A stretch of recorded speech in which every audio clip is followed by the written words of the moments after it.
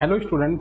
Karl Marx की जो concept वाली क्लास है उसके बाद कुछ क्वेश्चन आपके लिए लेकर आए हैं ताकि आपकी जो कार्ल मार्क्स के जो टॉपिक हैं वो बहुत अच्छे तरीके से आपके माइंड में आ जाएं और आगे परीक्षा होंगी उनमें जो क्वेश्चन पूछे जाएंगे तब आप क्विकली इनका आंसर और सटीक तौर पे इनका आंसर करें। चलते हैं बेटा। पहला क्वेश्चन है, कौन सोचता है कि गरीबी का कारण शोषण है न कि अभाव। अब आप देखोगे, मैंने जब आपको इमाइल कार्ल मार्क्स अच्छे से कराया है तो कॉन्फ्लिक्ट अप्रोच के ये फाउंडर हैं, फाउंडर ऑफ कॉन्फ्लिक्ट अप्रोच।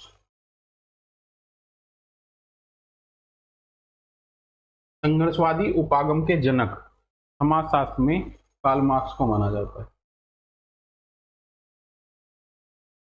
2022 की परीक्षा में, जून 2022 की परीक्षा में एक क्वेश्चन आया कि सबसे पहले कॉन्फ्लिक्ट अप्रोच किसके द्वारा दी गई थी। तो यहाँ पे एक वर्ड आता है इब्ला खाल्दून।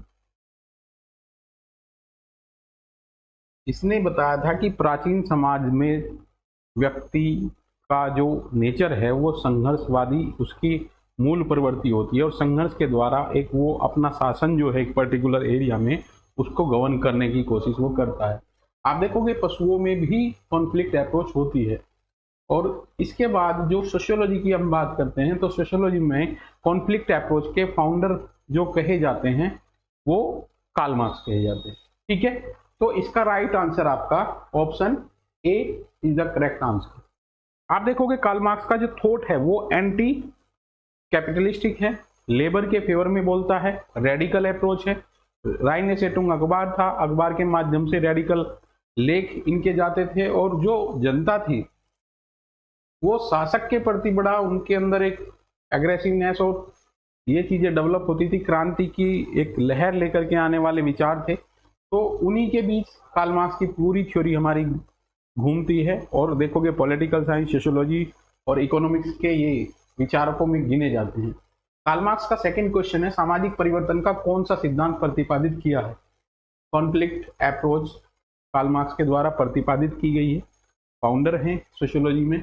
अब प्रगतिवादी नहीं आएगा इसमें, विकासवादी नहीं आएगा, प्रकार्यवादी नहीं आएगा। प्रकार्यवादी में इमाइल दुर्कहाइम आपके आएंगे।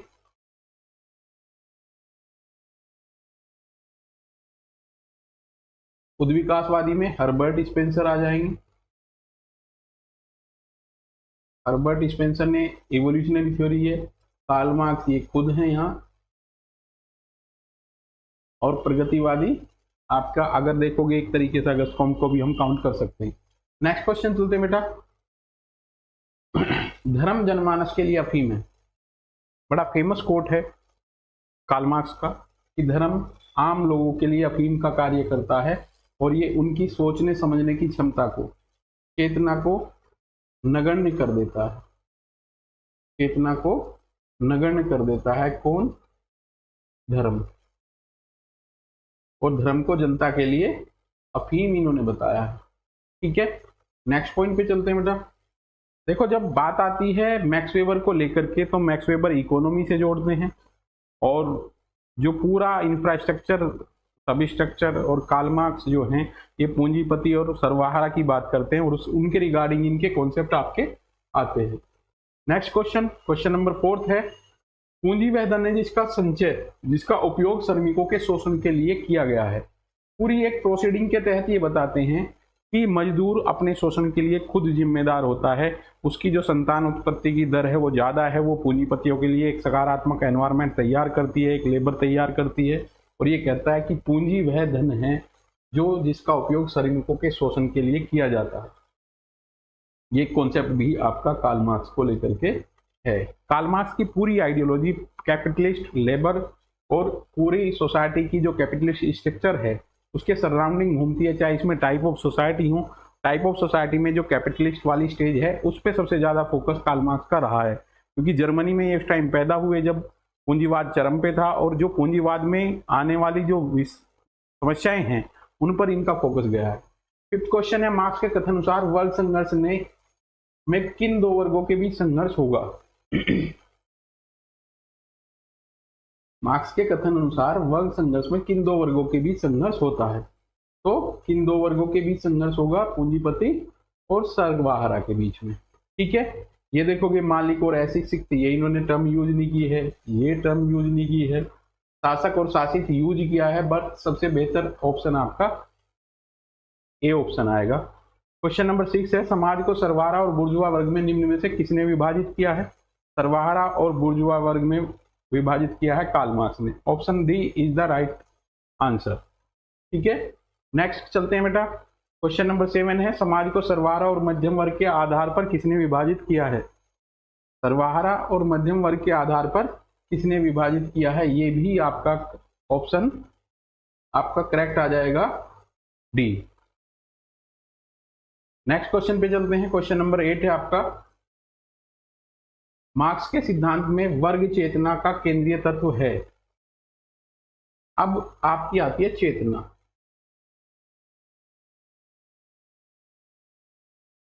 वर्ग चेतना दो प्रकार की है यहां पे, फॉल्स कॉन्शियसनेस,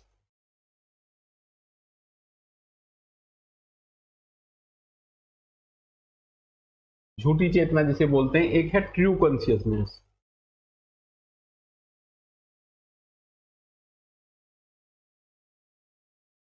अब बेटा यहां से क्वेश्चन आपके बनते हैं, फॉल्स चेतना पूंजीपति वर्ग के बीच पाई जाने वाली मिथ्या चेतना भी बोला है, झूठी चेतना भी बोला है, फॉल्स चेतना भी बोला है। जो ट्रू कॉन्शियसनेस है ये किसके बीच में पाई जाती है? मजदूरों के बीच में।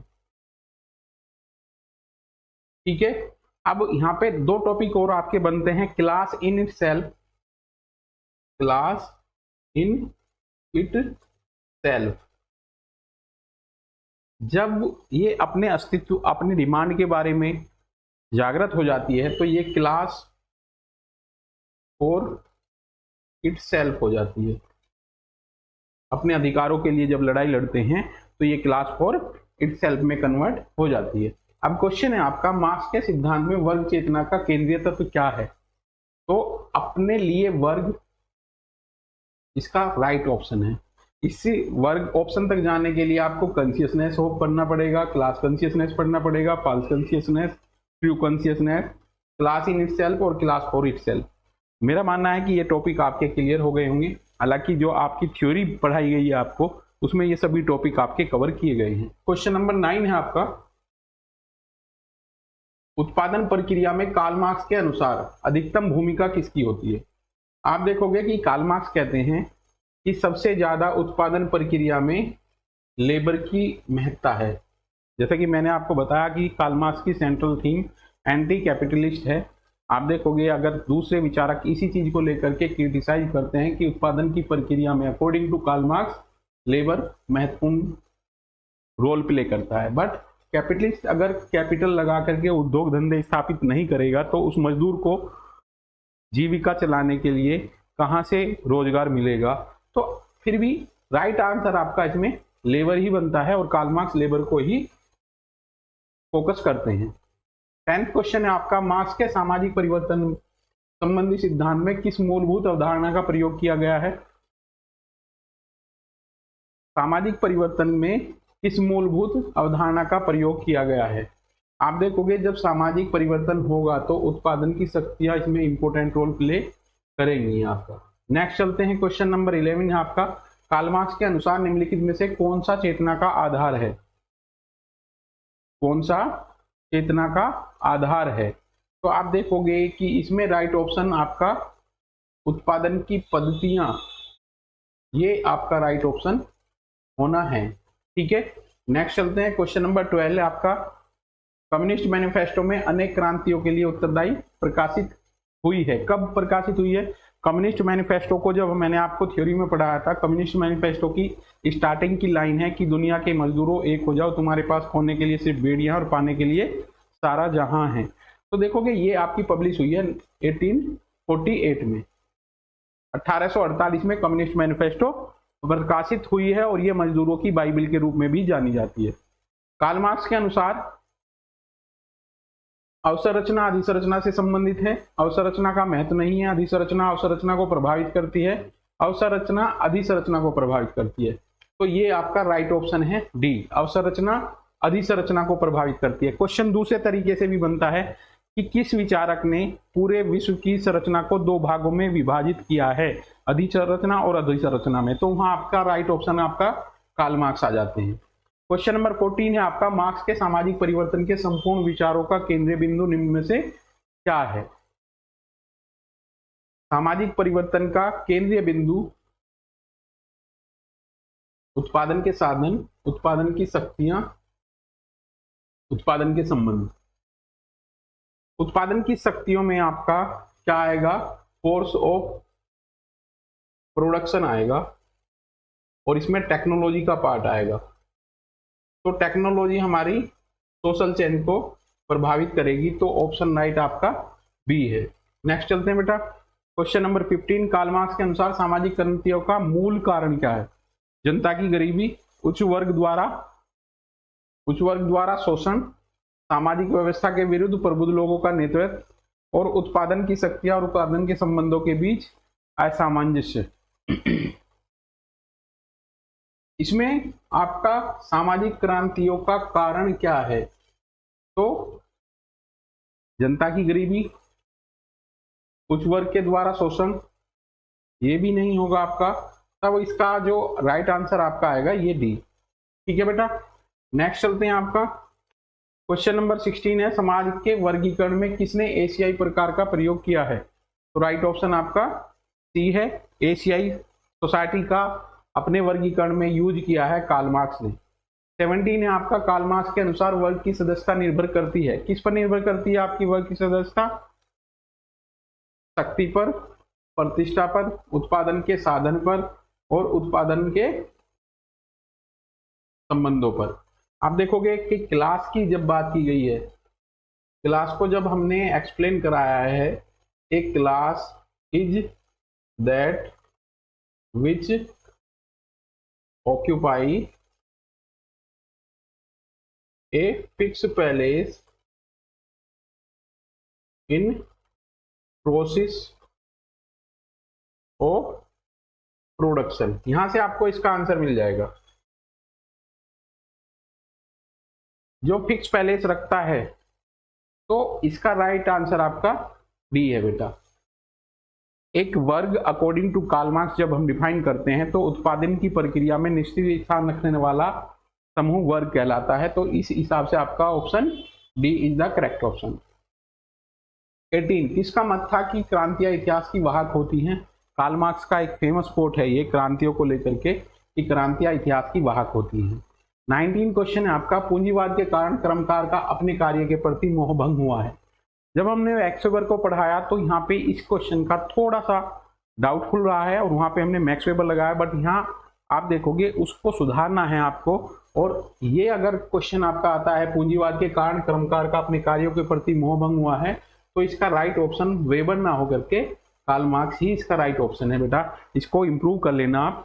ठीक है, नेक्स्ट क्वेश्चन है आपका 20 में दिया है, मार्क्स के अनुसार उचित ऐतिहासिक क्रिया है भौतिक जीवित के लिए उत्पादन, एकता के लिए उत्पादन, आपसी पहचान और वर्ग संघर्ष। आप देखोगे कार्ल मार्क्स की स्टडी की थीम है क्लास एंड क्लास कॉन्फ्लिक्ट, तो राइट ऑप्शन आपका डी है इसमें बेटा। क्वेश्चन नंबर 21 है, निम्नलिखित में से सामाजिक परिवर्तन के सिद्धांतकारों में किसने आर्थिक निर्धारणवाद के संदर्भ में अपने सिद्धांत का प्रतिपादन किया है? कार्ल मार्क्स को जब आप पढ़ते हो तो कार्ल मार्क्स की पूरी थ्योरी ये कहती है इकोनॉमिक डिटर्मिनिज्म, किसी भी व्यक्ति की आर्थिक स्थिति उसके संबंधों को निर्धारित करती है, उसकी स्थिति को निर्धारित करती है। That is economic determinism term used by the Karl Marx. Question number 22 है, आज तक के सभी समाजों का इतिहास वर्ग संघर्ष का इतिहास रहा है। फेमस कोट है कार्ल मार्क्स का, कार्ल मार्क्स की थीम से रिलेटेड है, इसमें कोई डाउट नहीं है और इसका राइट ऑप्शन आपका सी है। क्वेश्चन नंबर 23 है, मार्क्स ने अपने उद्विकासवादी ढांचे में समाजों को किस क्रम में व्यवस्थित किया है? यहाँ आपको थोड़ा सा मेंटली एक्सरसाइज करनी पड़ेगी। जो मैन क्लास में आपको वर्गीकरण दिया है समाजों का, उसको लेकर के यहाँ सोचना है। प्रिमिटिव सोसाइटी पहले नंबर पर, सामंतवादी सोसाइटी, पूंजीवाद और समाजवाद। इस तरीके से आपकी सीक्वेंस होने जा रही है इसमें। पहला, दूसरा, तीसरा और चौथा। राइट ऑप्शन आपका डी है बेटा। ये भी क्लासलेस सोसाइटी है, इसमें भी क्लास फॉर्मेशन नहीं होगा, और ये भी क्लासलेस सोसाइटी है, यहाँ भी वर्गों का अस्तित्व नहीं है, और इसे कार्ल मार्क्स की यूटोपियन स्टेज बोला है, जो आपकी 4th नंबर पे यहाँ है। ठीक है बेटा, क्वेश्चन नंबर 24 है आपका, कार्ल मार्क्स के लिए लंपट सर्वहारा से अभिप्राय क्या है। 2-3 एग्जाम में ये क्वेश्चन आपका पूछा गया है। लंपट सर्वहारा का मतलब यहाँ पे आप देखोगे ऑप्शन में जो दिया गया है, भिक्षु, असंगठित क्षेत्रों के मजदूर व छोटे अपराधी लंपट सर्वहारा वर्ग में आते हैं। तो राइट ऑप्शन आपका सी है बेटा इसमें। नेक्स्ट चलते हैं बेटा इसमें, क्वेश्चन नंबर 25, मार्क्स के अनुसार निम्नलिखित में से वर्ग संघर्ष के लिए कौन सा तत्व अति महत्वपूर्ण है। अच्छा क्वेश्चन है। वर्ग संघर्ष कब होगा? वर्ग हित, वर्ग चेतना, वर्ग गठन और वर्ग की पहचान। ये बी इंपोर्टेंट है। क्लास कॉन्शियसनेस जब इमर्ज होगी तो मजदूरों के अंदर चेतना आएगी और वो अपने अधिकारों के प्रति जागरूक होंगे। जब वो अपने अधिकारों के प्रति जागरूक होंगे तो वर्ग संघर्ष की स्टार्टिंग होगी। नेक्स्ट क्वेश्चन आपका 26 बेटा, संघर्ष समाज की स्थायी विशेषता है, अस्थायी घटना नहीं है। ये कार्ल मार्क्स का स्टेटमेंट है। हर एक समाज में दो क्लास मिलेंगी, शोषक और शोषित मिलेंगे। शोषक जो है वो शोषित को शोषण करेगा और शोषण होने के बाद शोषित रिफ्लेक्ट करेगा और रिवोल्ट करेगा, और रिवोल्ट होने के बाद क्रांतियां होंगी और क्रांति होने के बाद समाज में परिवर्तन होगा। That is the formula of Karl Marx regarding the social change. Next है 27, मार्क्स का छोटे पूंजीपतियों के प्रति सोच है कि वे संक्रमी वर्ग हैं। ऑप्शन आपका सी राइट है इसमें। छोटे पूंजीपति संक्रमी वर्ग में आ जाएंगे आपके, एकीकृत वर्ग नहीं आएगा, अपने ही भीतर वर्ग नहीं आएगा, अपने आप में वर्ग नहीं आएगा। राइट ऑप्शन इसका सी है। क्वेश्चन नंबर 28, मार्क्सवादी शब्दावली में उत्पादन की पद्धति का घटक निम्न में कौन सा नहीं है।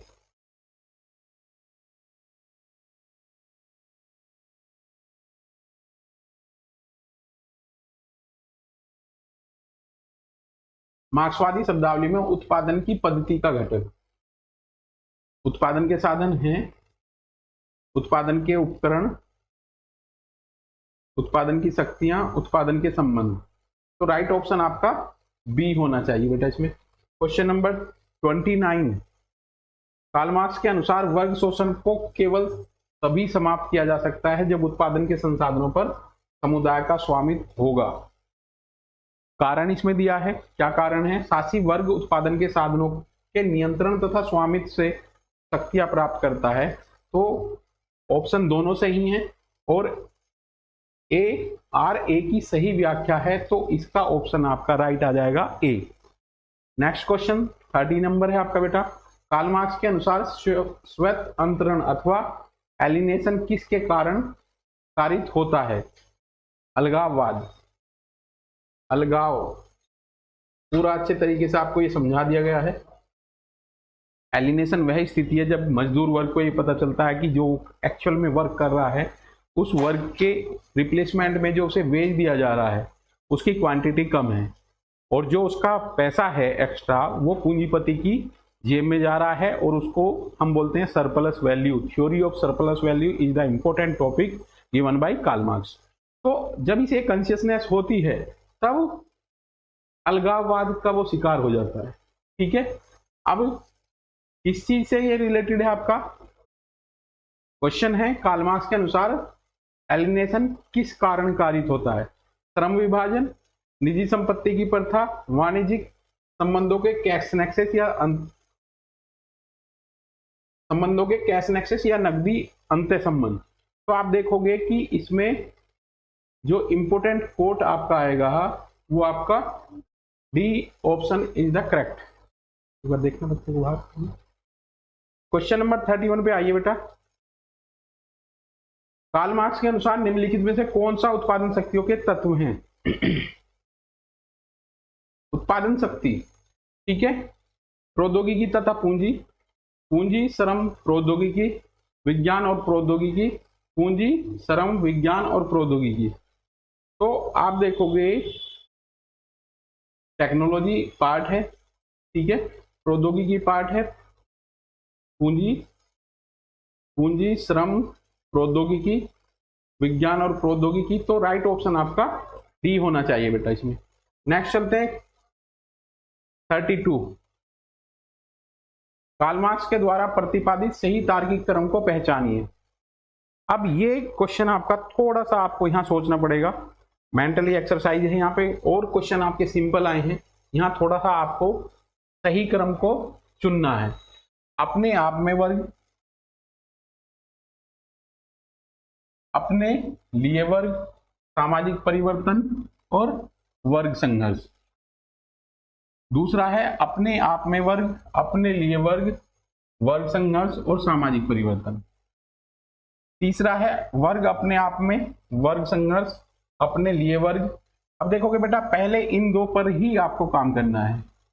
वर्ग अपने आप में, अपने लिए वर्ग, पहले ये क्लास है, जब मजदूरों की कोई किसी डिमांड नहीं है और दूसरा कोई वर्ग नहीं है, तो ये स्थिति है आपकी, वर्ग अपने आप में है। बट जब ये अपने अधिकारों की लड़ाई लड़ता है तो ये अपने लिए वर्ग में कन्वर्ट हो जाता है, क्लास फॉर इटसेल्फ हो जाता है। फिर क्या होगा, वर्ग संघर्ष होगा और उसके बाद सामाजिक परिवर्तन आएगा, व्यवस्था में परिवर्तन होगा। That is the right sequence according to Karl Marx. ठीक है बेटा, नेक्स्ट चलते हैं। क्वेश्चन नंबर 33 है आपका। कार्ल मार्क्स ने के बीच वर्ग संघर्ष का जिक्र नहीं किया है। किसके बीच वर्ग संघर्ष का नहीं किया जिक्र? ये टर्मोलॉजी यूज की गई है कार्ल मार्क्स के द्वारा। बुर्जुआ और प्रोलेटेरियट यूज किया गया है, पूंजीपति और श्रमिक वर्ग यूज किया गया है। अपनी थ्योरी में धनी और निर्धन का जिक्र कार्ल मार्क्स के द्वारा नहीं किया गया है। ये क्वेश्चन आपका कई कॉम्पिटिटिव एग्जाम में पूछा गया है। आप देखोगे क्वेश्चन हमारे सेम से लगते हैं, सिचुएशन वही है, धनी और निर्धन का जिक्र कार्ल मार्क्स नहीं करता है। इस पॉइंट पे लेकर के कार्ल मार्क्स की स्टडी नहीं है और सभी शोषक, शोषित, पूंजीपति और सरवारा ये टर्म यूज की गई हैं। 34 है कार्ल मार्क्स के अनुसार मानव का परिक्षण क्षमता कार्य रूप में परिणित होती है जब लोकतंत्र स्थानीयकृत होता है, उत्पादों के लक्ष्य के निरूपण में, पूंजीवादी अवस्था में, आदिकालीन अवस्था में। तो यहाँ पे आपका right option B option right है। क्वेश्चन नंबर 35 है आपका। कार्ल मार्क्स के अनुसार कामगार का अलगाव और उसके लिए कारण वश है। क्वेश्चन रिपीट करते हैं बेटा। कार्ल मार्क्स के अनुसार कामगार का अलगाव उसके लिए कारणवश है। किस किस से अलगाव होता है? नेट की परीक्षा में ये क्वेश्चन दूसरी भाषा में उन्होंने यूज किया था कि जब कामगार को अलगाव होगा तो किस किस से अलगाव होता है? उत्पाद और उत्पादन क्रियाकलाप से अलगाव के कारण, परिवार से अलगाव के कारण, मानव संभावनाओं से अलगाव के कारण, समाज से अलगाव के कारण। अब यहाँ पे ये क्वेश्चन नेट की परीक्षा में दूसरे तरीके से पूछा गया था कि जब अलगाव होता है तो जो श्रमिक है उसे किस चीज से अलगाव नहीं होता है? उत्पादन से अलगाव हो जाता है, उत्पादन की प्रक्रिया से अलगाव हो जाता है, साथियों से अलगाव हो जाता है और पूंजीपति वर्ग से भी अलगाव हो जाता है। तो यहाँ परिवार से अलगाव से नहीं होता है। तो ये आपका राइट ऑप्शन इसमें बनता है। नेक्स्ट क्वेश्चन आपका 36। किसने वर्ग की संभावित स्व जागरूकता से वास्तविक स्व जागरूकता की ओर संचालन को दर्शाने के लिए स्वयं में वर्ग और स्वयं के लिए वर्ग के बीच विभेद किया है? Class in itself, class for itself, ये टॉपिक है आपका और ये किसने दिया है? कार्ल मार्क्स ने दिया है। ऊपर जो आपके क्वेश्चन सोल्व कराए गए हैं उनमें पूरा डिस्क्रिप्शन मैंने इसका करा दिया है बेटा। Question number 37। निम्नलिखित में से किसने राज्य को समस्त बुर्जुआ वर्ग के सामान्य कारणों के प्रबंधन के लिए समिति माना है? किसने बुर्जुआ वर्ग के सामान्य कार्यों के लिए प्रबंधन के लिए समिति माना है? तो राइट ऑप्शन आपका कार्ल मार्क्स है बेटा। क्वेश्चन नंबर 38 है। मार्क्स के अनुसार जब लोग एक दूसरे वर्गों के साथ अपने द्वंद्वात्मक संबंधों के प्रति जागरूक होते हैं तब इसका परिणाम क्या होता है? Class in itself, class for itself को लेकर के यही कई क्वेश्चन आपके बनने हैं बेटा यहाँ पे। तो स्वयं में वर्ग, स्वयं के लिए वर्ग, तो स्वयं के लिए वर्ग is the right option. Class in itself ये है, क्लास फॉर इटसेल्फ ये है। जब किसी एक वर्ग का, क्लास का अपनी डिमांड होंगी और किसी के अगेंस्ट वो यूनाइट होगा तो यूनाइट होने के बाद उसमें क्लास फॉर इटसेल्फ में इसकी कॉन्शियसनेस बदल जाएगी आपकी। क्वेश्चन नंबर 39 है आपका। मार्क्स के अनुसार पूंजीवादी समाज में मजदूर निम्नलिखित में से किससे विसंबंधित हो जाता है? अभी मैंने ऊपर आपको क्वेश्चन कराया है, ये नेट की परीक्षा में आया हुआ क्वेश्चन है। किस किस से विरक्ति हो जाती है? उत्पादन के कार्यकलाप से, साथी समूह से, उत्पाद से, अपनी प्रजाति या स्पीसीज बीइंग से।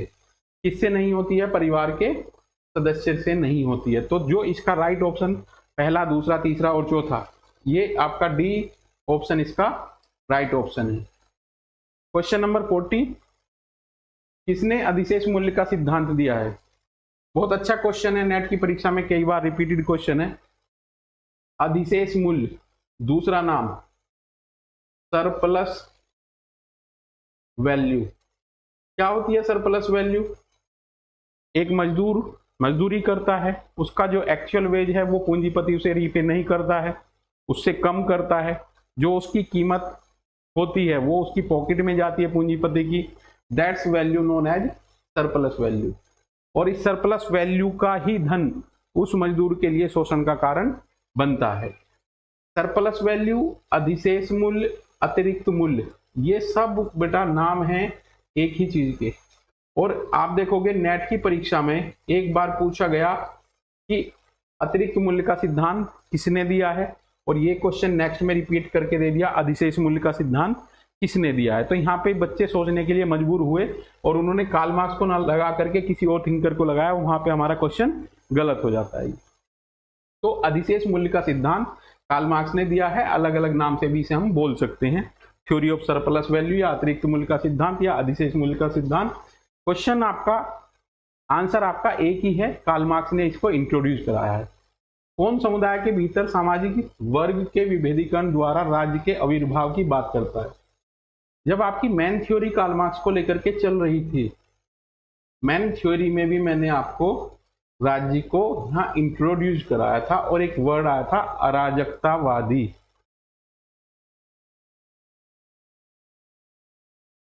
अराजकतावादी का मतलब यह है कि जो राज्य की सत्ता को डिनाय करता है, ये व्यक्ति के ऊपर गवर्न कर रहा है कौन? राज्य। अब ये कहता है कि राज्य कुछ लोगों के द्वारा शोषणकारी नीति एक बनाई गई है, शोषण के लिए एक यंत्र बनाया है आपका। क्या यंत्र है? वो राज्य। राज्य क्या कर रहा है? इन व्यक्तियों का शोषण करता है। तो इसी चीज को लेकर के कार्ल मार्क्स को हम कह सकते हैं कि वो अराजकतावादी विचारक है, या कह सकते हैं कि राज्य के अस्तित्व को डिनाय करता है। तो ये इंपोर्टेंट है बेटा, और ये कह रहे हैं यहाँ पे कार्ल मार्क्स। राज्य को एक शोषणकारी यंत्र के रूप में इन्होंने माना है। आपका लास्ट क्वेश्चन है, दास कैपिटल बुक किसके द्वारा लिखी गई है? कितना सिंपल क्वेश्चन है। जब आपको मैंने कार्ल मार्क्स को इंट्रोड्यूस कराया तो कार्ल मार्क्स की सभी बुक्स मैंने आपको ईयर वाइज नोट कराई हैं। जैसे आपकी Das Kapital, communist manifesto, Holi family, poverty of philosophy, ये इनकी इंपॉर्टेंट बुक है। इनके ईयर भी याद कर लेना बेटा, और कभी कभी सीक्वेंस में लगाने के लिए क्वेश्चन आ जाते हैं। मेरा मानना है कि कार्ल मार्क्स का टॉपिक आपकी पूरी थ्योरी और पूरे क्वेश्चन मैंने आपको करा दिए हैं, और ये आगामी परीक्षाओं के पॉइंट ऑफ व्यू से आपके लिए बहुत महत्वपूर्ण रहने वाले हैं। नेक्स्ट क्लास में आपकी बी मेलिनस्की की थ्योरी आएगी। अभी आपके बहुत से थिंकर मैंने आपको कराए हैं, और आपके यूट्यूब चैनल पे इन सब की वीडियो आपको फ्री ऑफ कॉस्ट मिलने वाली है। जो भी बच्चा इनका फायदा उठा करके नेक्स्ट परीक्षा में जाएगा तो उसके क्वेश्चन सही होने की संभावना ज़्यादा होगी। मिलते हैं बेटा नेक्स्ट क्लास में। Okay, thank you.